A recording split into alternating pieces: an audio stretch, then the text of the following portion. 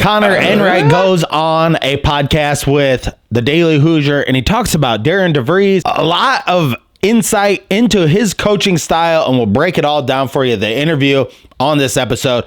Let's get into it. Pretty simple. I win.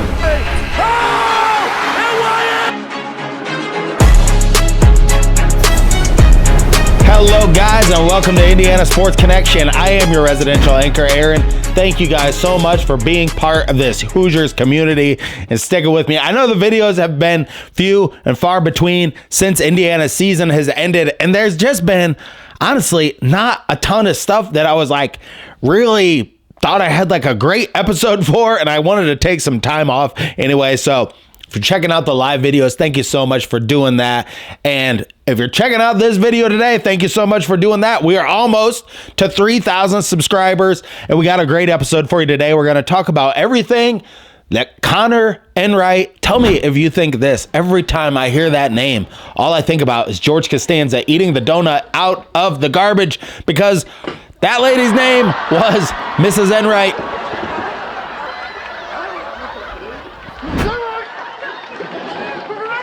I just can't get you out of my head. Mrs. Enright saw me eat a donut out the trash. Oh, yeah, and I mean, I can't get that singing that you're doing out of my head either. I mean, what the hell was that?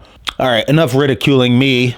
Okay, let's get into the episode. But first, hit that subscribe button down below. This is Indiana Sports Connection across the country and across the globe, reaching Hoosier fans everywhere. Thank you so much for being here and tuning in. We got a lot to get into, but hit that subscribe button. You will be entered to win, because I got a contest. Get yourself one of these hoodies. This is what I will be giving away at 3,000 subscribers. A commenter told me, hey, you should give away that hoodie. It's pretty badass. And I thought, you know what? That's not such a bad idea. This is a pretty badass hoodie. So if you want to get your hands on one of those, hit the subscribe button. Leave a comment down below, but this 3,000 subscribers, every subscriber will be entered to win, not just the people in the comment section. So check out your settings, because some people's settings are on private, and that does not allow you to be entered, just so you know, because I can't see you as a subscriber. But enough about that. You hit the thumbs up button. It gets the video out to more Hoosier fans everywhere. That's what really pumps the videos out. So I thank you for doing that. Hit the thumbs up button. You subscribe. The video is brought to you by BetUS. Use my promo code Indiana125 to save 125% on your first 3 deposits, and 10% of the AdSense revenue on this channel goes to T2T.org. Without further ado, let's get into talking about the Indiana Hoosiers. All right, Hillbilly Monkey, we got a great interview pulled up.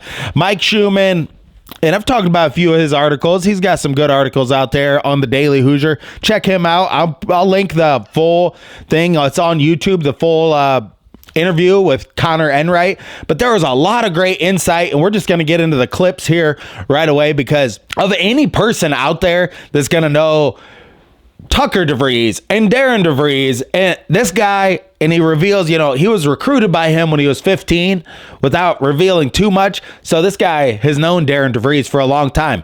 And although I normally don't listen to young kids, this is one time where I think this guy has a lot of great things to say about the coach, and a lot of the great things that we kind of want to hear about his playing style, his practices. So we're going to get into all that and why he chose Indiana. Hillbilly Monkey. That is the first clip. He kind of talks about how he ended up at Indiana, why he chose Indiana, and how he went through all that process. Hillbilly Monkey, let's roll it. Is Indiana kind of a heavy lean from the start, or kind of take me through that, like how you were thinking about this? Yeah, you know, I mean, right when he got the job, I'm thinking like, yeah, like I got kind of overwhelmed with like, oh, that's gonna be a really cool option. But then I got to kind of take a step back and like go through the process still and make sure I was finding the best basketball fit for me. You know, because I mean, just because, you know, if Duke calls doesn't mean you know, if you don't fit them, you're not gonna go there. Right. So just making sure that I fit, and you know, I talk with Coach Dere about stuff like that, and you know, I think ultimately that's why took my time a little bit, but it ended up being a good choice. I like the stuff that he said there. You know, like he went through the process. You know, he was obviously taken back by Indiana, you know, excited about going to Indiana, but he thought, you know, What if he was offered at Duke or other places? He kept all of his options open, but ended up going with DeVries. And I think this guy, he knows his system. And that's a key word you're going to hear him say over and over in this. System. Now we have a system. Before, we had no system. You know, it was like a computer operating with like no operating system. Was like watching Indiana with Mike Woodson as the coach. Oh, you feel like dribbling over here and taking a 2-pointer? Go ahead and do it. There's no system. There was no system. And you hear him say that throughout this about Darren DeVries and the system that he runs. So it's nice to have a system at Indiana, isn't it? And then he talks about, in this next clip, about, you know, the type of guys that DeVries goes after, why he chose there.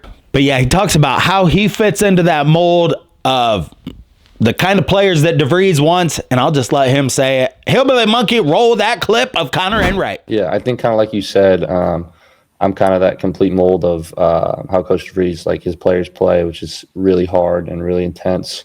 I think I bring that really well. I think I can be, you know, like I kind of was at Drake, an extension of the coach on the floor, directing guys, setting my teammates up. You know, I think he knows, especially with me and Tucker having played with him before, how we can fit into a system and what players he needs around us. So I think I trust him in that. And then, yeah, just giving him 110% every time, which I know he loves. Right. That's what, like, he knows how this guy plays. He can trust this guy. He knows how to set guys up on the floor. I after listening to this interview, I mean, at first I thought, you know, this guy, he's 6'1", 6'2". He's played mostly at mid-majors. Will he be able to make the transition into the Big Ten? I think a lot of it boils down to the coaching.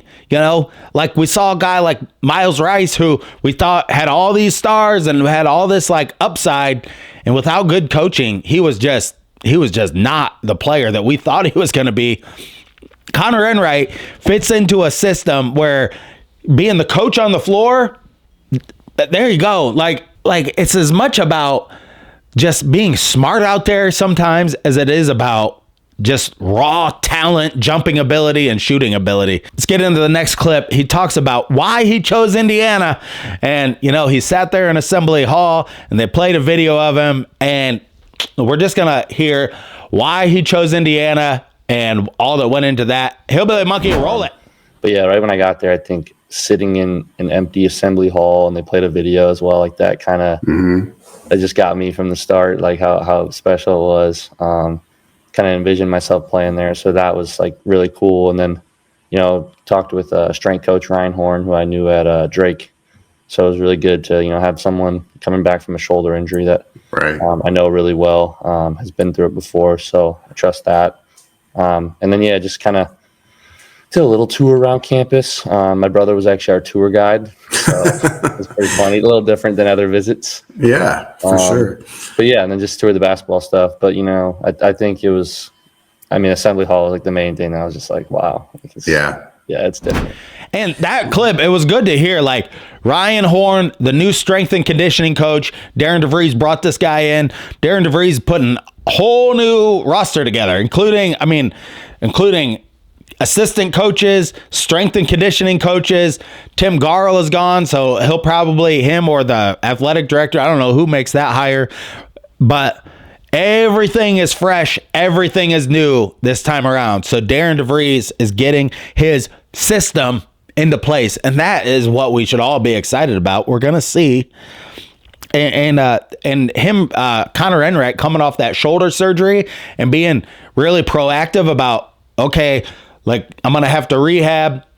And he talks a little bit more about, in this next clip, about his experience last year going from, you know, the MVC to the Big East, because that would be a big transition for a guy 6'1", 6'2" guard like himself. So how did he meet that transition? Hillbilly Monkey, let's roll that clip. I mean, honestly, the biggest difference for me, at least, just being a 6'1", 6'2" guy, was just the size and speed of some of the wing defenders. You know, you don't really get many 6'7", 6'8", 6'9" guys that can move their feet just as quick as you in the Valley as you do in the Big East. I think that the centers were bigger, but I don't think the game was too fast. Physicality was Valley's a pretty physical conference. Obviously, it bumped up a little bit, but think maybe the size and the ability to move more athletic was the biggest thing that stood out.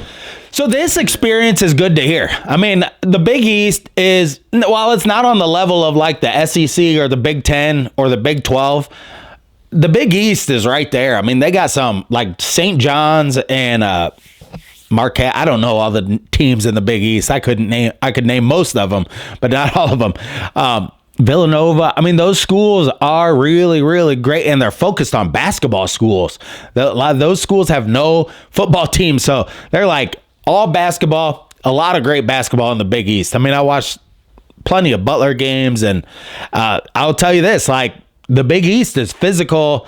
Probably, I don't know if it's not more physical than the Big 10 and the SEC, but as far as physicality, I would say it's right there with the Big 12 as far as like the Butler games I watched this last year. Very, very physical teams. So it's good to hear, like at his size, that he has that experience and he has dealt with that. And in this next clip, he talks about, the shoulder surgery he had, how that all played out. Because when the injury happened during Christmas time, he had a long time to rehab it. And that kind of like led him down a path where he wasn't shooting as well. But Hillbilly Monkey, let's hear it from Conor Enright. Roll it. Yeah, so I actually had tore my labrum my last year at Drake right around Christmas time. And I ended up like having a weird break where we got like 10, 11 days to rehab it. So it actually didn't bother me a ton the rest of the year. Had a couple more instances of it like kind of popping out. So eventually having it at Villanova was just too unstable, wearing the brace, didn't feel right. So I decided to get surgery. Kind of messed up the way I was playing a little bit. Stats dropped significantly if you go look from when I got hurt to after, shoot numbers, all that stuff. So that was tough. But I got surgery early February. Oh man, I can't even think of days. I'm maybe 9-10 weeks out. I can't. My math might be off, but I'm doing really well. Did some PT today. Actually, it's I'm sore, getting some strengthening, but I'll be on track to be 100% by the end of July. I'll be able to do a bunch of conditioning and workouts and maybe just non-contact stuff. But the thing that helps, I think, a little bit is I know a lot of DeVries' system, right? So it gives me I'm missing out on some stuff, which is key, but having that knowledge already doesn't leave me too far behind. Are you still able to like shoot and do ball handlings type stuff right now, or are you completely kind of I've been working back into it. I'll be able to shoot a little more in May, but I can do some ball handling and that kind of stuff with my left pretty much until then. It's kind of tough just because it's like I feel like I could right now, but it's one of those you don't want to rush back. Right. You can't mess it up. So I feel like I have a good amount of time, and I know I can get in the gym a bunch with those guys as soon as I get there, and just trying to stay in shape and keep it going here in the spring. So all this stuff, was great to hear. Like I had no idea about any of that. I didn't know he had shoulder surgery, none of this stuff. So that is great insight. He says he's going to be completely healthy by the end of July. He's able to still work out and do dribbling drills with his left hand. But yeah, in this next clip, then he talks about, he asked him, why did he go to Drake? Why did he choose DeVries? Like kind of like about how that relationship really and this gives you a little bit of insight into DeVries and his recruiting style, because he was recruiting this kid when he was 15 and kind of had him like build a relationship from there, which is great to hear because that's what it's going to take. Like for recruiting, bringing in guys from high school, being in contact, constant communication, or at least like always letting guys know, like, I'm here for you, whatever you need, you can give me a call. If you have any concerns, that you're just open to being able to talk to somebody. That is huge. It's huge to these young kids. It's huge to these parents too, who are going to send their kids somewhere, that they've never been. And like these days, you're going to send your kid there. They're going to have money in their pocket. I was thinking about this the other day. It's like, a lot of us, we don't get into a lot of trouble that we could get into when we're younger because we just don't have the money to do so. But all these guys, they have the money to do so these days. Hillbilly Monkey, roll that clip of why he chose to be at Drake with DeVries. Coach DeVries at the time and Drake, and what made that the right fit for you at that time? Yeah, so I mean, he hadn't seen me play when I came on an unofficial visit, and he offered me when I was 15. So that was like, right from the start, having someone believe in me that early was something I definitely remembered. And they just kept in contact with me. It's like the way they were playing when I was watching their games, and what he was saying. Like I really thought I could fit that program, and so then after that, I committed actually before my junior year of basketball even started. So I think honestly I could have potentially got more offers that way and whatnot, but obviously it ended up working out. I love where I was at. We won a bunch. COVID hit later that year, so like a lot of kids' recruitments. So you can see there, it's like Enright and DeVries and his son, I mean Tucker, they all kind of have like a long history together of knowing each other. This is why like having these cultural pieces in there first that are really going to set the tone. And you can tell this dude is a really intense, like balls to the wall type player in practice. He reminds me of like a Rudy type player, and that's what you want. You want heart and soul guys to really like set that standard. And there may be like 2 or 3 stragglers, but the other players need to be like, look, dude, like this is the level that we need to be at all times. If you think you're going to be down here, no, we're all going to be up here. This is the level of intensity we're going to play with at Indiana. And to have a guy like that goes a long, long way when you're putting a team together. Just to have a piece like that, whether it's for practice purposes or just to show everybody else, like, this is how we do it, and this is what's expected of you. And if you don't want to do that, then there's the door. I think they're going to find guys that want to do that. And I think we're getting guys that want to do that, and that want to do that at Indiana. And that's something to be really excited about with this new coach. In this next clip, he talks about practice. He asks him about his practice styles. They're so intense, like what he really likes to do in practice. And we'll just roll that clip, and then we'll talk about it. Hillbilly Monkey, let's roll it. It's like, how would you describe a typical DeVries practice? Yeah, I would 100% say that. He's definitely not one to keep you there for 3 hours just to do stuff, but right, it's nonstop. He's really intense, like really about the details. Guys will get the drills down. But I think it's high energy all the time. I think like he's trying to make that whatever 75 to 90 minutes tough. Practice is almost harder than the games to an extent with him. So I think he does a really good job of that. And it's constant teaching. Maybe at first it might be a little slower with, some new guys having to show some stuff, but right, it'll pick up and it gets good. It's very competitive.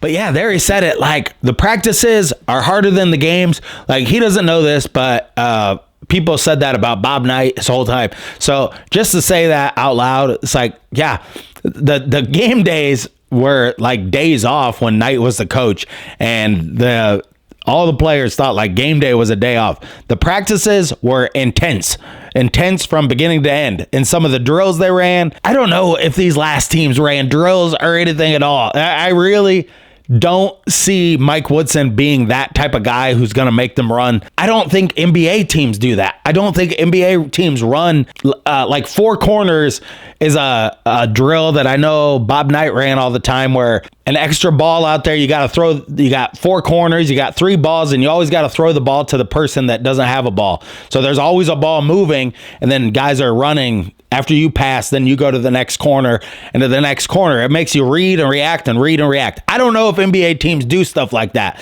but that's just one drill that I always know Indiana ran all the time, was the 4 corners drill when they came out, because it got you moving, got you passing, and it got you saying everybody's name. Bill, Jim, here. It just started the practice off. I always knew. So like hearing that about his drills and stuff like that, and I'm not trying to compare it all to Bob Knight's time, but it's like some of that stuff, it works. It just works. So why mess with it if it works?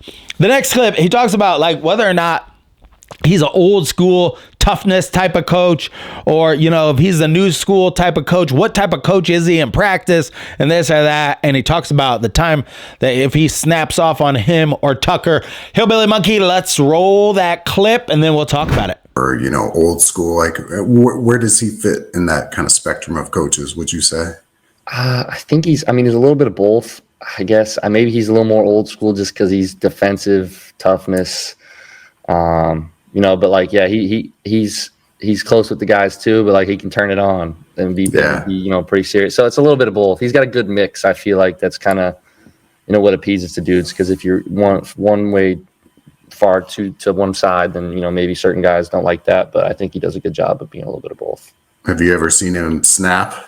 Oh yeah, he's on me for sure. And, Tucker, his son, I'm sure could tell you the same thing, but yeah, definitely. How do you feel like he balances that with Tucker? Like, having the father-son relationship. So I've watched a lot of DeVries games, and he is an intense guy.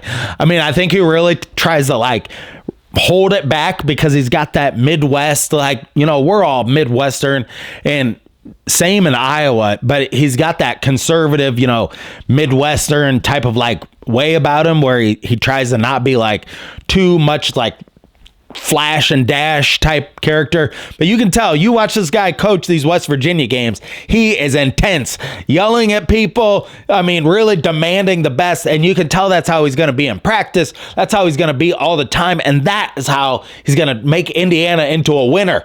I mean, you can tell he's got high standards and he has no problem, whether it's in practice or whatever. But you see these interviews with him, he is very genuine and more seems like, he doesn't want to show that intensity in the interviews, which I can see because it's like, you're not in the atmosphere where you're coaching and you're doing all that stuff. So no doubt as a coach like that, this guy, he brings the heat. He really does. And then this very last clip, he talks about the types of guys DeVries recruits and just a little bit of like why it works for him and just everything like that. We'll roll that clip and then we'll hear from Hillbilly Monkey. We'll get you the hell out of here. Hillbilly Monkey, let's roll it. I think, he recruits, I feel like guys that have that somewhat. Right. Obviously, not everyone is built that way. And it's hard to get maybe a team of 15 guys just like that. But right. I think you got a couple that bring others along. You see his intensity in practice, and then, you have some drills where it's like, all right, like it's either going to show or you're going to fold right now. So right. I think, and you see that. And I think that kind of just builds up as a team and as the summer and season goes on. And from a playing style standpoint, how would you describe his offense? And I guess from a defensive perspective, did you ever play zone, or is it just almost exclusively man? We maybe have went zone like for a possession or two to like try and throw teams off and whatnot, or here and there, but like not very often. It's man. It's hard playing man. Likes his guards to pick up full court too. Just go pressure, make them uncomfortable. Offensively, I would say he likes to run, and then there's times where he pull it back and, kind of situational basketball and whatnot. But yeah, so I think more what you saw at Drake offensively, just because there's a lot of injuries at West Virginia. Maybe it'll be a little faster than that, but defensively just hard nosed, like grind you, like you're not scoring. Right. And then getting guys that understand the type of basketball they want to play, that buy into the system, that really can do all of these things for Indiana.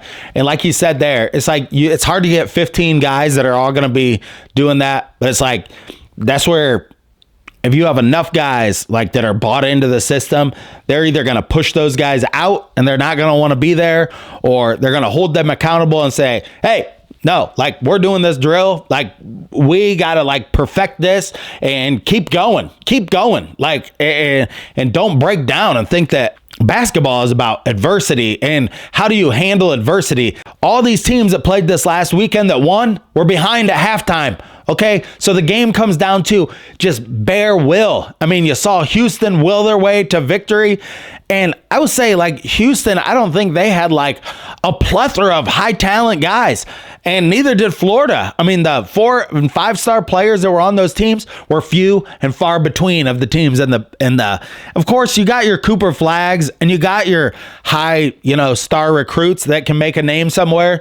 But as far as it goes, like for Indiana, it's got to be the style of play, the system, the guys that we bring in, hardcore dudes. And like, look at a team like Rutgers this last year. It doesn't all come down to talent. It really doesn't. The 4 and 5 stars really mean absolutely nothing. And the more that people get that through their head, and me, myself too. Hillbilly the Monkey, what do you think about this guy? What do you think he's going to do at Indiana? What do you just think about the whole thing? Carved from the sands of the Wabash River and formed into a monkey lamp that's sold at Home Goods. It's the Hillbilly Monkey Perspective on Indiana Sports Connection. Oh man, I mean, I thought you would never shut up. You just keep talking and talking about nothing the whole time. I think he's gonna be a real building block piece. There's a reason why he brought him in as the number 2 guy behind his son, because these 2 guys are the accountability police. And then the next guy they bring in, Reed Bailey, I mean, if this dude's bought in 100% and you just get a core of guys like that that hold everybody accountable, want to live up to the highest standards possible, want to, actually work on free throw shooting and work on like the little things about the game after practice is over. Maybe they want some extra help. Who knows? But it seems like Dere and DeVries is on the right track to put together one hell of a team down there in the Bloomington. Yeah, that is right. Dere and DeVries is on the right track to put together one hell of a team in Bloomington. I thank you so much for watching this episode of Indiana Sports Connection. There are a ton of brighter days ahead for Indiana basketball, and this is just the beginning of kind of like learning these players, learning a little bit about them. I'm so happy that Mike Scheumann did this interview, and we all could talk about it on here as well.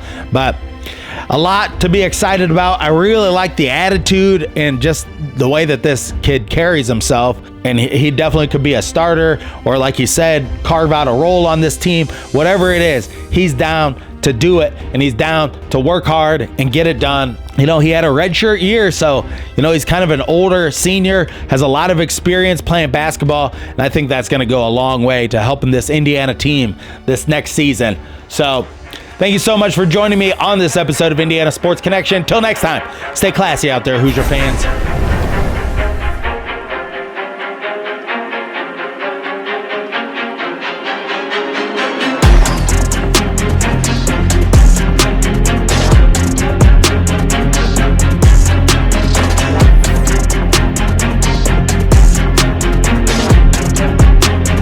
He is a walk the walk guy, not a talk the talk guy.